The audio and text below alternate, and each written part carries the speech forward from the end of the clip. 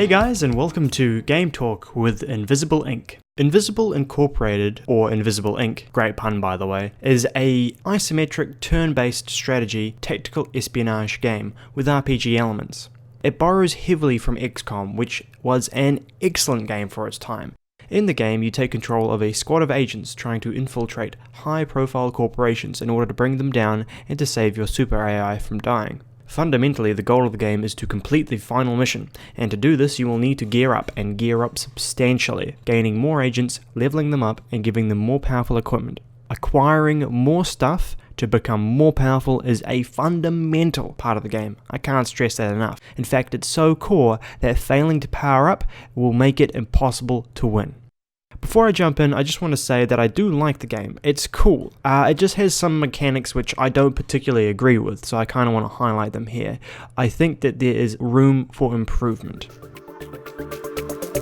For many games, you'll find that the difficulty increases as you progress through the game. To offset this, the player in most games will acquire levels and items in order to become more powerful and to keep up with the difficulty. My main contention with Invisible Inc. is that if you fall behind the power curve, you're balked. Many games are made in such a way that they negate this issue entirely. Take Spelunky for example. Halfway through the game, you're on 1 health. No items, nothing. Okay, that's not great, but the game is still winnable. Let's say on the other hand you have maximum health and you're decked out to the 9 with items. It doesn't really matter. You can still die just the same by landing on a spike trap. That'll kill you instantly. It doesn't matter if you have 99 health. You'll still die straight away. Now, sure, your odds of winning are altered in either scenario, but the game is still possible to win in either case. In Spelunky, being on the back foot is not a guarantee of how the rest of the game will go. In Invisible Inc., the power curve is a bit of an issue. For starters, suffering a major setback will put you on the back foot for the remainder of the game. Let's say I lose an agent in the course of doing a mission. I will permanently be down 1 agent, and even if I did get back to a full team of 4, I would have sacrificed a mission to gain a replacement agent in lieu of doing another mission type. Not to mention, the money I spent on replacement equipment could have been used elsewhere. Also, all the money that I've spent on leveling them up is now lost. So naturally the game's difficulty is still ramping up and I've just been nerfed. There is more likelihood of me leaving credits behind and arriving at the final level with even less than what I would have. In other words, my loss compounds as I'm unable to keep up, with no ability to recover from this loss whatsoever. There is a theoretical max that we're talking about here, and everything that you leave behind is permanently lost forever. Yes, I can just tank the damage and continue on, but this is very different to being able to heal and get back to where I was. You're going to want to scrape every single last cent from every level. Now, is there fundamentally a problem with this core mechanic on its own? No. Not really. However, this coupled with the fact that you have to invest such a long time playing each mission means that it's just infuriating to suffer a setback. I mean, it can take hours to get to the final mission, and so having to start again is just a kick in the balls. This kind of mechanic would be far better suited to a game that is much shorter. For a game that's longer, it doesn't really work. So one last thing before we move on, I just want to quickly compare Invisible Inc. to its spiritual predecessor, XCOM. XCOM has a save function. The problem is that Invisible Inc., it takes from roguelikes, and I do love me some roguelikes, but the mechanics that have been drawn on have not necessarily been implemented well. And that's what we see here. We see the permadeath mechanic taken straight from a roguelike, so you have to start right back at the beginning again. That mechanic does not work well for a game that lasts ages, and if it is going to be used in a game that lasts ages and takes a while to play, it needs to be implemented so that the player has the option to recover. I think Invisible Inc. would have benefited from a catch-up mechanic whereby the rewards are boosted depending on the losses that you have. For example, each credit item or agent that you leave behind, you are given the opportunity to regain those back and gain additional bonus credits or bonus agents. It's already going to be tougher to complete these missions after being set back, but at least the player has the peace of mind of knowing that they have a chance to recover back to full health. The game's AI, for the most part, is good, except in one case where I have a bit of a gripe, and I think the AI is just bad. Not even half good, I think it's just terrible. When guards spawn, they have 2 default stances, stationary and patrolling. When stationary, they'll just be standing, doing nothing, for the entire duration of the level until they are given a new point of interest or a new job to do, or when they're on alert.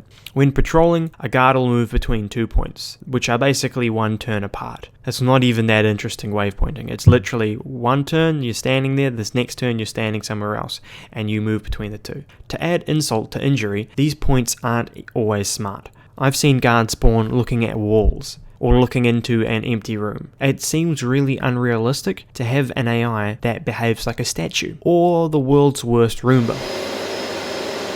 The AI does not have to behave this way at all. After being alerted to an enemy presence, they will roam the halls and they will start looking for a threat. I don't understand why at the start of the level they couldn't just be roaming from the get-go, at perhaps a more relaxed state, sure. Investigating points of interest dotted across the map maybe, randomly moving from place to place. That would have been far more interesting, but this one point to the next point, I don't understand it. It just seems lazy. Is this a huge concern by itself? No. But I think it would be easy to improve, and I think it would be an improvement to have them roaming about. While not totally related to the game mechanics, I do want to say that the story is a bit thin for Invisible Inc. It seems like there is a rich world here and a lot could have been done, but nothing is really developed other than the bare necessities. I mean, compare this to one of my favorite childhood games, for example, Sacrifice. 10 points if you've played this game, by the way. It's excellent. It's a bit dated now, but so friggin' good for its time. But in Sacrifice, the lore is absolutely amazing. You uncover the lore in small chunks throughout your playthrough. What made it exceptional is that the choices that you make in the game determine what you unlock, but also what you learn about your character and the world around you. If you played with Persephone, the god of life, for example, you would learn about her domain, what values she holds dear, who her enemies are, that kind of stuff. And things that don't matter to her, you wouldn't learn about. And so you uncover the world through the eyes of the protagonist. Now, you don't have to go through those extraordinary lengths for a game like Invisible Inc. That's probably taking it too far. But the game barely has a storyline in the first place. You'll get a slow linear progression after the mission with a bit of dialogue, but other than that, there's nothing going on. And there could be. The characters, you have a little bit of a bio. Other than that, nothing. Why not have it so that when you go to these corporations, you find out a bit more about what they do? Why not have it so that you have these characters interact and you find out a bit more about who they are, maybe missions that are related specifically to that character? I just feel like there could have been more here. There are more opportunities to dive into this really interesting world. Now, not all games need a storyline. Some games get away with having basically little to no storyline whatsoever. However, Invisible Inc. is the kind of game where there is already an inkling of a really rich world that you'd want to explore, that you'd want to get into, and then just to tease the player and not explore that. Games that don't have a storyline often get away with it by not having really anything that you'd want to dive into that looks interesting. It's kind of what it is on the tin. Not so with Invisible Inc. For the most part, everything is balanced, everything is fair, to a close enough margin that I'm not too worried about it. I think the game's balanced, but there are a couple of sore spots where I think the game just doesn't really give you fair choices, and I think that really comes in with the starting programs. You have power, which is a resource, and you'll have programs that get you more power and programs that use power. Using power, you can do lots of different things, but the main reason you use power is to hack things. Hacking things allows you to, for example, get into a safe to get some credits, turn off a camera so it won't spot you and raise the alarm level, open doors, switch off security systems, you name it. The two default programs are Lockpick and Power Surge. Power Surge gives you 1 power per turn, and Lockpick spends 2 power to open something. You start with 10 power at the beginning of the level, and you get probably the majority of your power from consoles, but consoles can take extra turns to get to and use, so it's often best to get your power from passive sources. But I digress. So, the starting hacking programs, I do not think that they are balanced. For example, you have Rapier, which is very cheap early on, but only for the first 5 turns. Then it becomes the same cost as Lockpick, which is the default program, and then it gets more and more costly up until it hits a cost of 7 per use, which is insane. That's like a 350% increase on Lockpick when you get to the final alarm stage. Now, you're not going to be going to the final alarm stage from most missions, but if you do, it really, really bones you for trying to hack things. There's a small gain that you get where it's more efficient, but there's a huge risk to using it. Parasite is another program where really, Parasite is just really efficient, but you'll have to wait for things to hack. If, for example, a camera is blocking your escape off, and you need to hack through it to get through, and you put a parasite on it, you have to wait at least until the start of your next turn, and that's only if there's one firewall. So I mean, they dropped the ball a little bit. Most of the choices are fairly balanced. You do have some synergistic choices. For example, there are two agents that go really well together, which kind of leads to loaded choices, but I mean, other than that, I mean, it's not a huge concern.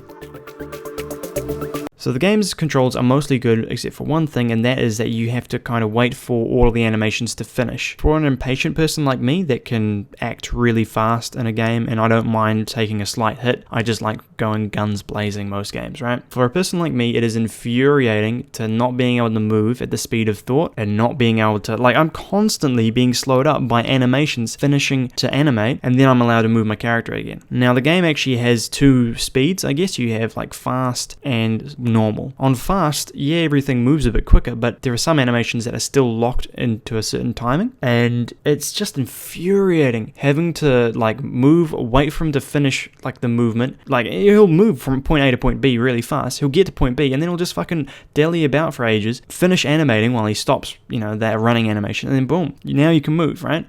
So let's say I'm trying to move through a door. I'll run up to the door, animate to stop it moving. Cool. That takes like half a second. Now I can finally open the door. Sweet, open the door. Takes a while for him to do the door open animation. Sweet, now I can see through the door. Cool, move in a little bit so I can see a bit more of the room or whatever. I have to wait for him to... I'm constantly waiting for the game to let me play it. It's just infuriating. I don't know why it's like that. So yeah, I'm not a fan of that at all. I don't know if you could tell. And to be honest, out of everything, that's one of my biggest gripes with the game. And it's such a... I suppose one reason why it is one of my biggest gripes is because it would be so simple to fix. So detention centers are incredibly important in Invisible Inc. They are what give you more agents. And the problem is that sometimes they just don't spawn. And even if they do spawn, they don't spawn consistently. It's such a massive power spike that you're getting when you get another agent, especially if you get them at the right time. Sometimes you can get them a bit early and they're not exactly powerful without items. They're still handy, but without them, you're really in, you know, especially late game. If you only have two agents late game, you're pretty much forked. I mean... what can you do, right? And if they don't spawn, they don't spawn. So I think it's just kind of silly that they haven't made it a consistent thing that comes in at certain stages, because it really kind of should be. But yeah, I guess to wrap up, I think the game is pretty good. If you're interested in, I mean, you kind of get what you see here. So if you like the look of it, I recommend you try it out. Alright, see you guys next time, and as always, totally looking forward to the next one.